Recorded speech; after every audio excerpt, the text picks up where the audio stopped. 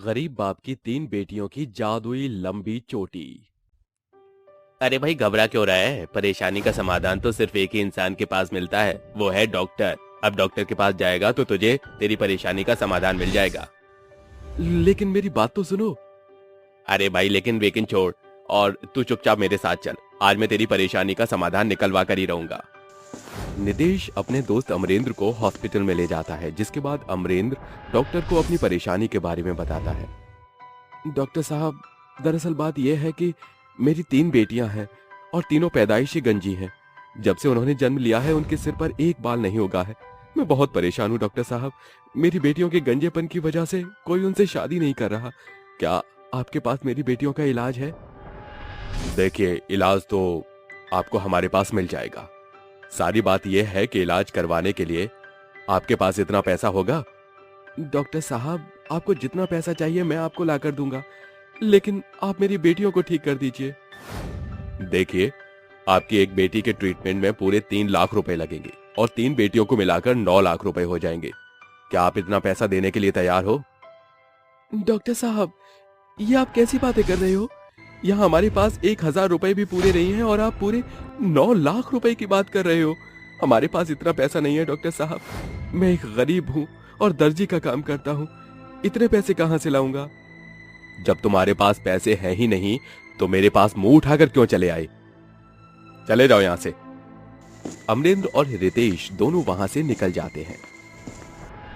नितेश भैया, मैं दिन रात कपड़े सीलूंगा और पैसे कमा लूंगा और अपनी बेटियों का इलाज जरूर करवा लूंगा। हाँ भैया, तुम सही कहते हो। हमारे पास भी कुछ पैसे आएंगे तो हम तुम्हारी मदद जरूर करेंगे।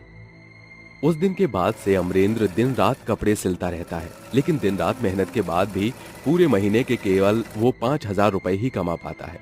एक दिन उनकी तीनों बेटियों को देखने के लिए कुछ लोग उसके घर पर आते हैं। भाई साहब, सब बात ठीक है, लेकिन अब आप अपनी बेटियों को कब बुलाओगे? मालती के ये कहते ही अमरेंद्र की तीनों बेटियां मालती के सामने आती हैं, जिन्हें देखते ही मालती उठ खड़ी होती है। अरे भाई साहब, ये कैसा मजाक है? अगर ये मजाक है तो हमें पहले ही बता दीजिए। मालती बहन, आप ये कैसी बातें कर रही हो? भला मैं आपसे मजाक क्यों करूंगा? यही तीनों मेरी बेटियां हैं। ये तीनों गंजी लड़कियां तुम्हारी बेटी हैं? अरे ऐसी बेटियों के बाप होने से अच्छा तो तुम डूबकर मर जाओ। ऐसी लड़कियों की शादी कभी जिंदगी में नहीं होती। ऐसा कहकर मालती वहां से चली जाती है, जिसके बाद अमरेंद्र की तीनों बेटियां रोने लगती हैं। उन्हें रोता हुआ देख अमरेंद्र बहुत परेशान हो जाता है और रोते रोते घर से निकल जाता है। देखते ही देखते अमरेंद्र जंगल में एक नदी के पास पहुंच जाता है। सही कहा मालती बहन ने, ऐसी बेटियों के बाप होने से अच्छा है कि मैं मर जाऊं। इतना कहते ही अमरेंद्र नदी में छलांग लगा देता है। कुछ देर तक पानी के बुलबुले उठते हैं, जिसके बाद बुलबुले बंद हो जाते हैं। लेकिन तभी अमरेंद्र को डूबता हुआ देख पानी के अंदर से एक देवी माँ उसे अपनी गोद में उठाकर बाहर ले आती है। इतने समझदार होकर तीन बेटियों के बाप होने के बाद भी तुमने इतना बड़ा फैसला क्यों उठाया? तो क्या करूं देवी माँ, मेरी तीनों बेटियों की शादी नहीं हो रही है। वो तीनों गंजी है, उनका ये दर्द मुझसे देखा नहीं जाता। देवी अमरेंद्र की ये बात सुनते ही अपने हाथ अमरेंद्र के सिर पर रखती है और कहती है, चिंता मत करो, सब कुछ ठीक हो गया है। तुम्हारी तीनों बेटियों के सर पर बहुत घने लंबी चोटी है और वह कोई मामूली चोटी नहीं बल्कि जादुई चोटी है। लेकिन उनके बाल जादुई हैं, इसका पता उन्हें कैसे लगेगा? तुम्हें अपनी बेटियों से बस इतना कहना है कि वह अपने दोनों हाथों से अपनी चोटी को पकड़ें और कहें, ऐ मेरे जादुई बाल, दिखा दे अपना कमाल। उसके बाद जादुई बाल अपना जादू दिखा देंगे। इतना कहकर देवी माँ वहाँ से गायब हो जाती है, जिसके बाद अमरेंद्र वापस अपने घर लौटता है, जहाँ उसकी तीनों बेटियों के सिर पर घने काले लंबे बाल होते हैं। पिताजी, देखिए हमारे सर पर कितने काले और लंबे बाल हैं। ये तो किसी जादू से कम नहीं। मुझे तो यकीन ही नहीं होता कि मेरे सर पर इतने काले घने लंबे बाल हैं। देखो पिताजी, इन बालों की मदद से हम तीनों बहनें कितनी खूबसूरत लग रही हैं। हाँ मेरी बेटियों, ये कोई मामूली बाल नहीं बल्कि जादुई बाल हैं। अमरेंद्र देवी माँ की सारी बातें अपनी तीनों बेटियों को बताता है, जिसके बाद उसकी तीनों बेटियां अपनी अपनी चोटी को दोनों हाथों से पकड़कर कहती हैं, ए हमारे जादुई बाल दिखा दे अपना कमाल, ए मेरे जादुई बाल दिखा दे अपना कमाल, ए मेरे जादुई बाल दिखा दे अपना कमाल। तीनों के एक साथ ये कहने पर आयशा के काले बाल सोने में बदल जाते हैं और उसके बालों से सोने के गहने निकलने लगते हैं। वहीं मनोरमा के बाल काले ही रहते हैं, लेकिन उसके बालों से खाने के कई प्रकार के पकवान निकलने लगते हैं। इसी तरह पुष्पा के बाल चांदी में बदल जाते हैं और उसके बालों से चांदी के बर्तन निकलने लगते हैं। पिताजी जरा देखिए तो सही, कितने सारे सोने के गहने हैं।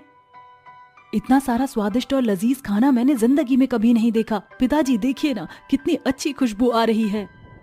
यकीन नहीं होता, मेरे बालों से चांदी के बर्तन निकले हैं और कितने सुंदर हैं। जादू होने के बाद उन तीनों के बाल नॉर्मल ब्लैक बन जाते हैं। ये सब देखकर अमरेंद्र बहुत खुश होता है। अरे भगवान का लाख लाख शुक्र है कि मेरी तीनों बेटियों को उनके बाल मिल गए, वरना मैं जिंदगी भर भी जितनी भी कोशिश करता अपनी बेटियों की शादी नहीं करवा पाता। खुशी के मारे अमरेंद्र की आंखों से आंसू निकल आते हैं, जिसके बाद अमरेंद्र अपनी तीनों बेटियों को गले से लगा लेता है। वो सभी उस रात बहुत खुश होते हैं और पेट भरकर खाना खाकर सो जाते हैं। अगले दिन अमरेंद्र खुशी खुशी अपने गांव के पंडित के पास जाता है और कहता है, अरे देखो पंडित, अब मेरी तीनों बेटियों के सिर पर बहुत खूबसूरत काले लंबे बाल हैं और वो बहुत सुंदर भी लग रही हैं।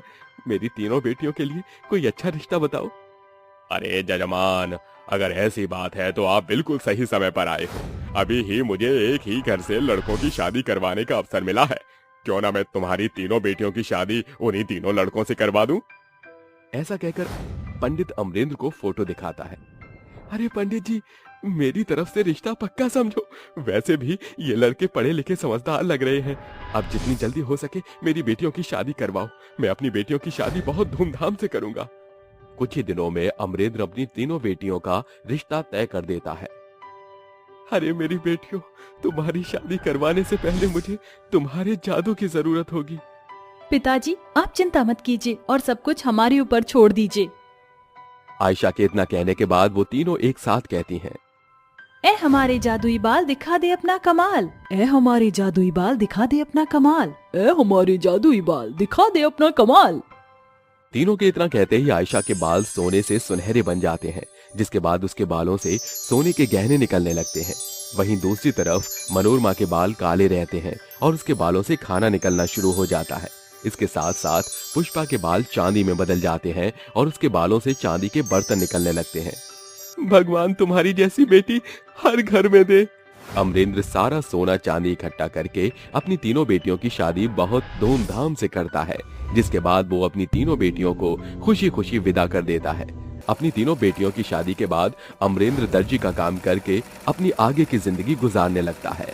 सौम्या एक बहुत ही सुंदर और समझदार लड़की थी, पर कुछ समय पहले ही उसकी माँ रेखा का स्वर्गवास हो गया, जिस कारण सौम्या के पिता बिरजू ने दूसरी शादी कर कविता को अपनी पत्नी बना लिया। बस तभी से सौम्या की सुलझी हुई जिंदगी में जहर घुलने लग गया। उसकी सौतेली माँ कविता उसे बात बात पर सुनाने लगती थी तो कभी मारती थी।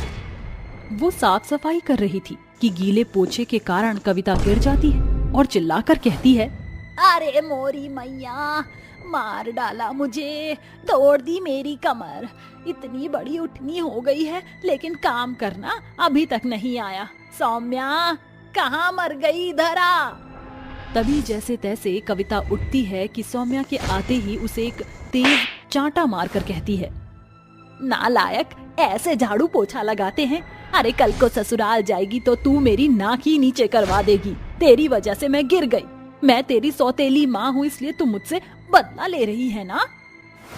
नहीं नहीं माँ, ऐसा कुछ भी नहीं है। मैं तो आपको अपनी माँ ही मानती हूँ, पर आप मुझे अपनी बेटी नहीं समझते। आपके लिए तो बस प्रिया ही सगी बेटी है। सौम्या की ये बात सुनकर कविता उसका जोर से हाथ पकड़ लेती है और कहती है, तेरी हिम्मत भी कैसे हुई मेरी बेटी से अपनी तुलना करने की। कहाँ मेरी बेटी और कहाँ तू गंगू तेली। मेरे सामने ज्यादा जुबान खोलने की जरूरत नहीं है। जा जाकर खाना बना शाम का। जी माँ। रोते रोते सौम्या सब्जी काटती है तो उसका हाथ कट जाता है और वह जोर से चिल्लाती है, माँ मेरे पास वापस आ जाओ। छोटी माँ मुझे बहुत मारती हैं, बहुत अत्याचार करती हैं मुझ पर। मैं उनकी बेटी बनने की जितना कोशिश करती हूँ वह उतना ही मुझे सौतेली कह देती हैं। माँ होती तो मेरी मरहम पट्टी कर देती। अरे ओ महारानी कहीं की, खाना बनाया नहीं ना तूने अभी तक? बस बस मैं बना ही रही हूँ, थोड़ी देर और। एक काम नहीं होता इससे, मेरे सिर पर चढ़कर नाच रही है। तुझे तो ससुराल भेज दूंगी, मेरे कलेजे से तेरा भार तो कम होगा। बड़बड़ाते हुए कविता अपने कमरे में चली जाती है। सौम्या खाना पकाकर तैयार कर लेती है। तभी शाम को उसका पिता बिरजू आकर कहता है, अरे सौम्या, प्रिया, कविता, जल्दी आओ, एक खुशखबरी है। क्या बात है पिताजी, आज आप बहुत खुश हैं? अरे बात ही ऐसी है। क्या बात है, जरा मुझे भी बता दीजिए। अरे जो मेरे फैक्ट्री में मेरे दोस्त है ना, सुरेश बाबू, वो अपने बेटे राहुल का एक साधारण सुलझी हुई लड़की से रिश्ता कराना चाहते हैं। तो मैंने उन्हें अपनी सौम्या बेटी के बारे में बता दिया। फिर कल ही वो रिश्ता लेकर घर आ रहे हैं। अरे वाह सौम्या, बधाई हो। चलो अच्छा है, कम से कम ये तो इस घर से निकलेगी। जब देखो रोज इसकी मनहूस शक्ल देखनी पड़ती है। हाँ, और मेरा बोझ भी कम हो जाएगा। सौम्या, कल ठीक से तैयार हो जाना। ये सुनते ही सौम्या रोते हुए अपने कमरे में चली जाती है और अपनी माँ की तस्वीर को पकड़कर कहती है, माँ, मैं तो गलत साबित हो ही गई। पिताजी के लिए भी मैं एक बोझ हूँ। मुझे तो लगता था पिताजी मुझे प्यार करते हैं, पर नहीं, वो तो मुझसे रिहा होना चाहते हैं। सौतेली माँ ऐसी होती है, जानती हूँ, पर सौतेली माँ के आने से पिता भी सौतेला कब बन जाता है, ये वक्त बता ही देता है। माँ, मुझे आपकी बहुत याद आ रही है। माँ, यहाँ भी मुझे किसी का प्यार नहीं मिला। मुझे लगता है ससुराल वाले भी ऐसे ही होंगे, कोई प्यार नहीं करेगा मुझे। तभी सौम्या की माँ रेखा आती है और उसके सर पर हाथ रखकर कहती है, बेटा रो मत, तुझे बहुत अच्छा ससुराल मिलेगा। प्यार करने वाला तेरे कदम पड़ते ही उस घर की स्थिति इतनी अच्छी हो जाएगी कि वह सब लोग तुझसे प्यार करेंगे। मैं तुझे जादुई कदम का आशीर्वाद देती हूँ। माँ, आपको अब भी मेरी फिक्र है? ये सुनते ही उसकी माँ की आत्मा गायब हो जाती है। अगले दिन वह अपनी माँ की साड़ी पहनकर लड़के के सामने जाती है। तभी लड़के के माता पिता सुरेश, कांता कहते हैं, आपकी बेटी तो बहुत ही अच्छी है। हाँ, चेहरे से तो इसकी सादगी झलकती है। मुझे तो सौम्या बहू के रूप में बहुत पसंद है। अब जल्दी से चटमंगनी पट ब्याह कर दीजिए। अजी, वो सब तो ठीक है, पर मुहूर्त नाम की भी चीज होती है, इसलिए हम तो पंडित जी से मुहूर्त देखकर ही शादी करवाएंगे। जैसी आपकी इच्छा। बहू, ये लो तुम्हारा शगुन। ऐसा कहकर कांता अपनी बहू को शगुन चढ़ा देती है और 2000 का नोट उसके सर से घुमाकर हाथ में थमा देती है। तभी पैसे देखकर कविता उसे धीरे से कहती है, ए सौम्या की बच्ची, ला ये पैसे मुझे दे दे। आंखें क्या फाड़ के क्या क्या देख रही है? तभी आसानी से कविता उसके हाथ से पैसे छीनकर अपने पास रख लेती है और राहुल कहता है, माँ, क्या हम अभी अंगूठी पहनाने की रस्म कर सकते हैं? हाँ बेटा, पर मैं अंगूठी तो लेकर आई नहीं हूँ। माँ, मैं लाया हूँ दोनों की। अंकल, इजाजत है? हाँ हाँ बिल्कुल, इसमें पूछने वाली क्या बात है।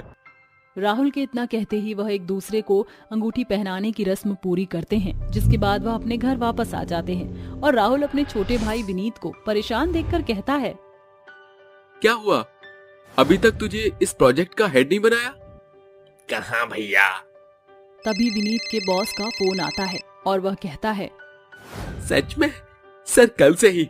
हाँ हाँ हाँ सर, बिल्कुल बिल्कुल ऑन टाइम आऊंगा, मुझे मंजूर है। अरे क्या बात है, अभी तो इतना गम में डूबा हुआ था और अचानक से खुश कैसे हुआ? अरे भैया, क्या बताऊं, मुझे प्रोजेक्ट का हेड भी बना दिया और मेरी पोस्ट भी बढ़ा दी। 3 महीने से ये हो नहीं रहा था, अब हो गया। सच? ये तो बहुत ही अच्छी खबर है। तभी विनीत घर में सबको यह खुशखबरी देता है, जिसके बाद सब खुशी से झूमते हैं। वहीं अगले दिन कांता की सुमन बेटी का फोन आता है और कहती है, माँ, मैं आपको एक बहुत अच्छी खबर देना चाहती हूँ। हाँ बेटा, बोल। आप जानती है ना हर्ष का, मैं 1 साल से इंटरनेशनल स्कूल में एडमिशन कराने के लिए चक्कर काट रही थी, पर कुछ हुआ नहीं और 5 मिनट पहले ही उसका एडमिशन उससे भी ज्यादा बड़े अच्छे स्कूल में हुआ है। पता नहीं अचानक से चमत्कार कैसे हो गया। अरे वाह बेटा, ये तो बहुत अच्छी बात है। चलो अच्छा है। शाम को कांता अपनी बड़ी बहू वैशाली के साथ खाना बना रही थी, तभी दरवाजे पर डाकिया आता है और वैशाली उसे लेटर लेकर जब पढ़ती है तो खुशी से कहती है, oh my God, how it is possible. माँ जी जल्दी आइए, मुझे आपको कुछ बताना है। अरे क्या हुआ, क्यों पूरे घर को सर पर उठा लिया तूने? माँ जी, मैं डॉक्टर बन गई हूँ। देखिए, मेडिकल इंस्टीट्यूट से मेरा रिजल्ट आ चुका है। अब से मैं डॉक्टर वैशाली शर्मा कहलाऊंगी। मुझे तो लगा था मैं पास ही नहीं हो पाऊंगी, बट हो गया। ये तो गजब ही हो गया। जब से कल राहुल का रिश्ता सौम्या से हुआ है, तब से घर में खुशियों की पोटली एक के बाद एक खुलती ही जा रही है। ये तो बहुत अच्छी बात है माँ जी। मैं तो कहती हूँ जल्दी से शादी कर दीजिए देवर जी की। सही बोला तूने, बस तेरे पापा जी भी ठीक हो जाते तो अच्छा होता। वह अंदर से परेशान है, पर दिखाते बिल्कुल भी नहीं है। कहीं भी इलाज नहीं हो रहा, मैं अंदर से टूट चुकी हूँ। माँ जी आप फिक्र मत कीजिए, पापा की दिल के छेद का ऑपरेशन भी हो जाएगा। मैं बड़े से बड़े डॉक्टर को दिखाऊंगी, अब डॉक्टर जो बन गई हूँ। हाँ बेटा। कुछ दिनों बाद घर में राहुल और सौम्या की शादी की रौनक होती है और देखते ही देखते दोनों की शादी धूमधाम से हो जाती है। तभी कांता उसका गृह प्रवेश करती है। बहू, वैसे तो सारी जिम्मेदारी वैशाली ने संभाली थी। उम्मीद है तुम दोनों देवरानी जेठानी अच्छे से इस घर को मिलकर संभालोगी। माँ जी आप फिक्र मत कीजिए, मैं आपकी बातों पर खरी उतरूंगी। 2 दिन बीत जाते हैं। सौम्या अच्छे से अपने ससुराल वालों का ख्याल रख ही रही थी कि घर पर एक डॉक्टर आता है जो कहता है, अरे सुरेश जी, मैं आपको एक खुशखबरी देना आया हूँ। मैंने अपनी जिंदगी में ऐसे केस में कभी चमत्कार होता हुआ नहीं देखा, सिर्फ सुना था, आज देख भी लिया। ऐसी क्या बात होगी डॉक्टर, कोई घबराने वाली बात है? क्या बात है डॉक्टर साहब, बताइए ना। अरे सुरेश जी की जो मेडिकल कंडीशन थी उसका सलूशन मिल गया है। एक डॉक्टर मिले हैं और उन्होंने कहा है कि सर्जरी से वो बिल्कुल ठीक हो जाएंगे। मैं तो नाउम्मीद हो गया था, लेकिन अचानक से सब अच्छा हो गया। जानती हूँ ये सब मेरी सौम्या बहू की वजह से हो रहा है। जब से उसका रिश्ता राहुल से जुड़ा है तो घर में विनीत, सुमन, वैशाली सबके साथ इतना अच्छा हुआ है, और बहू के आते ही इसके पापा का इतना बड़ा केस ठीक हो गया। सच में तू तो हमारे लिए लक्ष्मी साबित हुई है। माँ जी ये सब मेरी माँ का आशीर्वाद है जो हमेशा मेरे साथ रहती हैं। इसी के चलते सौम्या से सब बहुत प्यार करते हैं। कुछ समय बाद सुरेश की हार्ट सर्जरी अच्छे से हो जाती है, फिर सब खुशी खुशी रहने लगते हैं।